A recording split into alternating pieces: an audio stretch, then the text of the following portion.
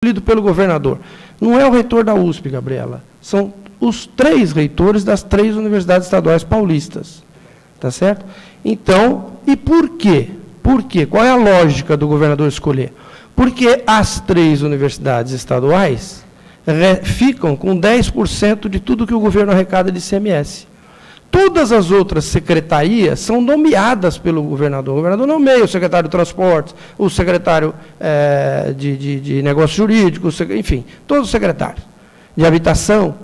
E os secretários seguem as determinações que ele emite, e mais a Assembleia Legislativa. Por quê? Porque ele foi eleito. Ele foi eleito pelo povo. Então, o dinheiro é público, tem que ser gerido por alguém que foi escolhido aí na votação de toda a população. Esse governador passa a ser o representante da população na universidade, que é mantida com dinheiro público. Então, é por isso que ele escolhe de uma lista tríplice. Então, a universidade entra colocando uma lista tríplice e o governador é o poder, né, público escolhendo o seu candidato. Na realidade, a USP teve 2 momentos de escolha de reitores.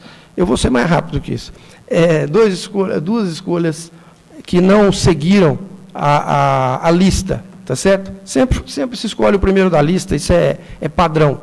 Não foi escolhido o primeiro da lista na época do governador Paulo Maluf, de 82 para 83, foi escolhido o professor Hélio Guerra, da Politécnica, e ele não era o primeiro da lista. E não foi escolhido o primeiro da lista na época do governador Serra, que o primeiro da lista era o Glaucio Oliva, e foi escolhido o João Grandino Rodas, que era o segundo da lista. Foram esses 2 momentos. Nas outras situações, sempre os governadores escolheram o primeiro colocado da lista, o que significa que não é esse não é um grande problema. Mas o Lucas tinha levantado uma questão que é muito importante. Como é que nós vamos sair da crise? Tá certo? Então, se vocês olharem o que aconteceu em 2014, e depois olharem em 2013 e assim por diante, vocês vão ver que em 2014 a USP teve um déficit de 1 bilhão. Repetindo o déficit de 1 bilhão de 2013. Não foi possível reduzir isso, porque nós crescemos, o salário acabou sendo reajustado, o que foi dito aqui que não foi reajustado num primeiro momento. A ideia era não reajustar, não só da USP, mas das 3 universidades, porque as 3 estão com situação difícil, embora a USP esteja longe das outras, pelo menos 10 pontos percentuais. Fechamos o ano com 106,5% do que a USP recebe do Estado para pagar salários. Bom, vocês podiam já dizer, então está quebrada. Está quebrada, quer dizer, do ponto de vista, olhando o que entrou e o que saiu, ela está deficitária. Por que não quebrou? Porque ela tem uma reserva, que foi feita em momentos anteriores aí, em que a arrecadação estava muito boa e que o gasto com folha não era alto. Esse gasto com folha sempre esteve ao redor de 80%, 85% do que arrecada.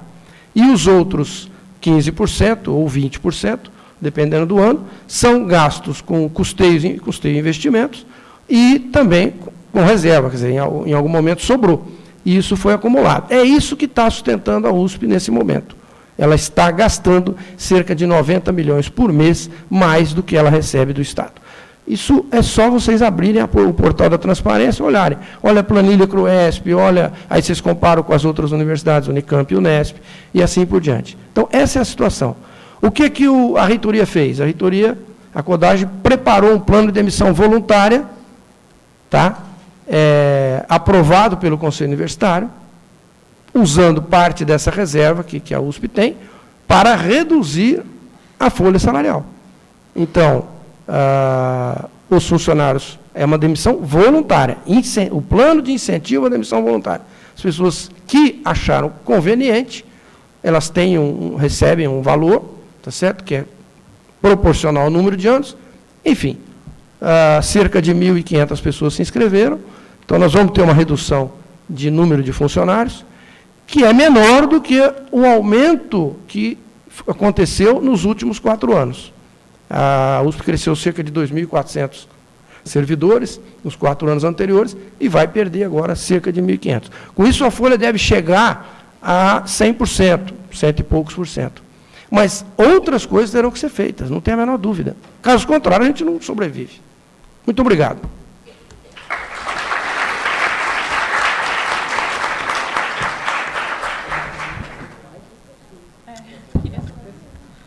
Bom, eu vou tentar... Todo mundo já falou, então vou tentar responder rapidamente as perguntas e fazer as considerações finais. Primeiro a questão da Rafaela, e já vou tentar emendar um pouco a questão da Raíssa, sobre culpabilização da crise, enfim. Eu acho completamente necessário que se faça uma CPI, não sei, estou brincando, mas uma investigação profunda do que foi feito dentro dessa universidade, porque é crime de responsabilidade fiscal a forma como o dinheiro foi gerido aqui dentro. E não só da forma como foi gerida em geral, em programas, enfim, mas desde o projeto de iluminação da USP existem várias incertezas sobre como ele foi feito, enfim. Acho necessário que se faça alguma coisa nesse sentido. Entretanto, isso não resolve a crise. E aí, quando você fala da culpa não é culpa do governo do Estado, e aí a pergunta da Raíssa sobre a lista tríplice é um pouco, né? Se o Serra não tivesse escolhido Rodas, quem sabe a gente não estaria nessa crise. Mas, e a culpa... E não tem como muito isolar a culpa de quem? Por exemplo, a crise da água. O ICMS de São Paulo está despencando a arrecadação porque a indústria está sem água e diminuiu a produção industrial. Então, a USP está diretamente inserida no contexto do Estado de São Paulo.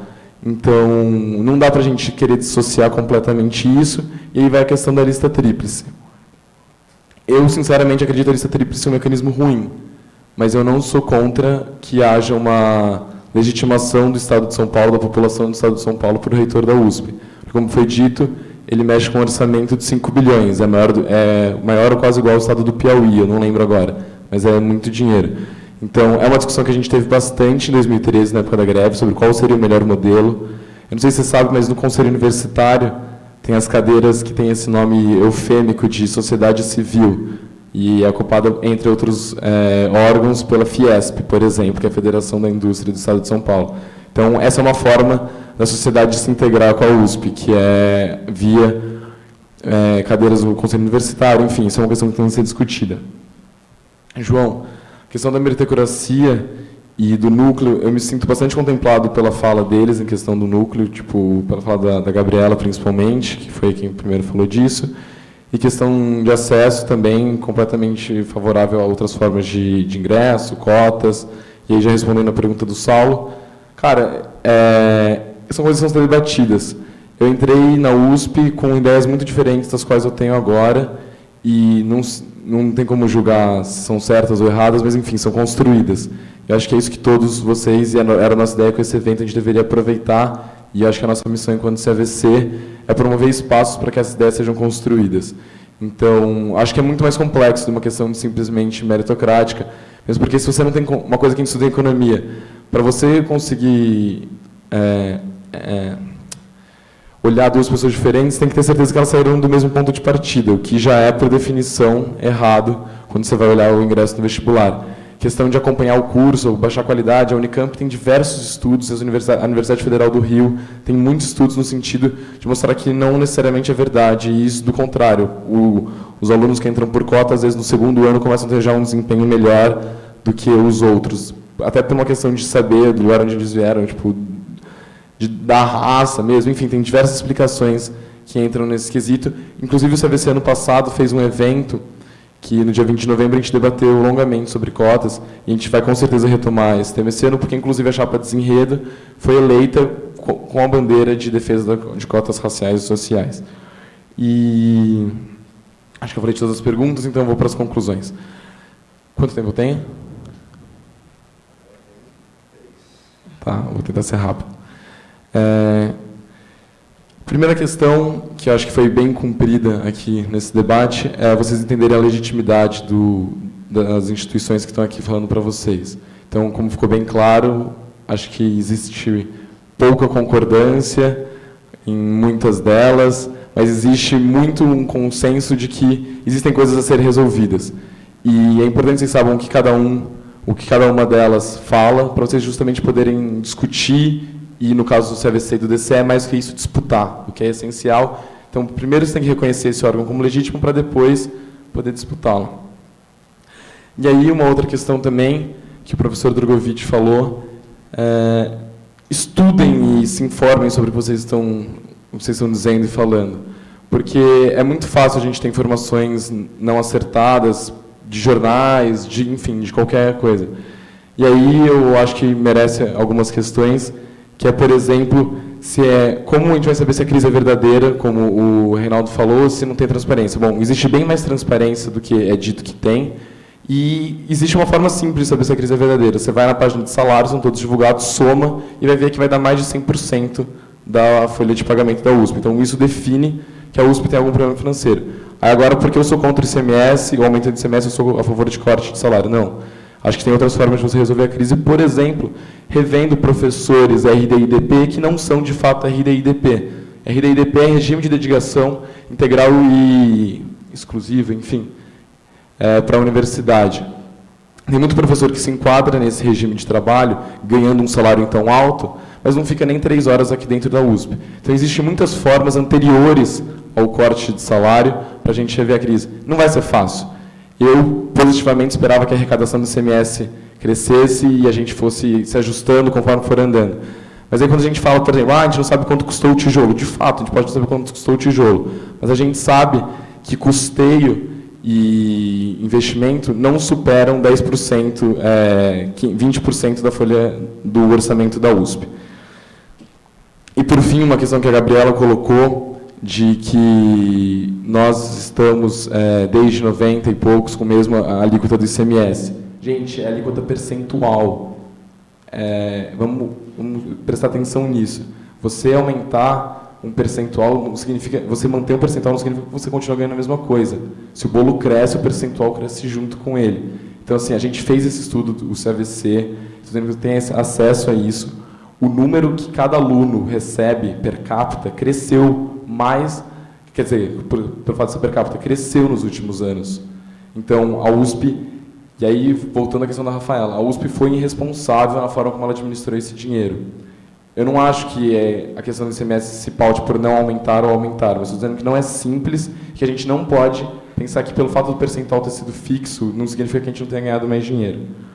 E aí, para concluir, então, de fato, já que a plaquinha de concluir foi levantada, é isso que a gente precisa que vocês acreditem, que vocês façam.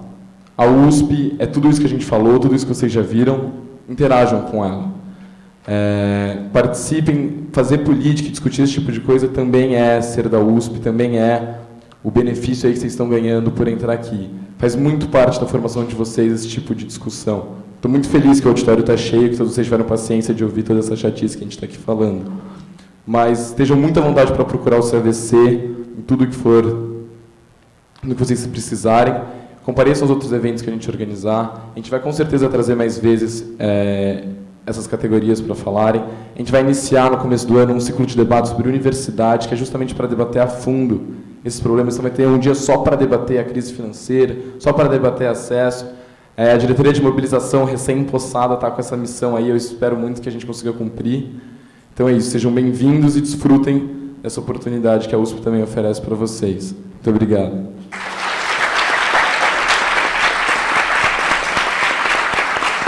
Bom, e agora uma questão... A gente fala de Safari? Então. Agora, acabando o debate, bichos, se acostumem com... Vocês vão já se acostumar com uma coisa que a gente faz muito aqui na FE, que é a Assembleia, na USP em geral, que é a Assembleia. O que estava programado agora para a gente fazer era o Safari, que é o tour onde o bicho é você, esse nome criativo que o CAVC deu, que eu acho muito legal. Mas, infelizmente, está chovendo e a gente não tem muito como fazer o Safari, enfim, porque está chovendo e vocês vão se molhar e tal. As duas propostas de encaminhamento que a mesa apresenta para a Assembleia votar são: proposta número 1, a gente faz um passeio aqui dentro da FE, é isso? Dá uma volta aqui nas redondezas, na parte mais perto, conhece um prédio ou outro que esteja mais vazio, e depois vai direto para a vivência. E a proposta número 2, a gente vai direto para a vivência. E aí faz o safari um dia da semana que vem, que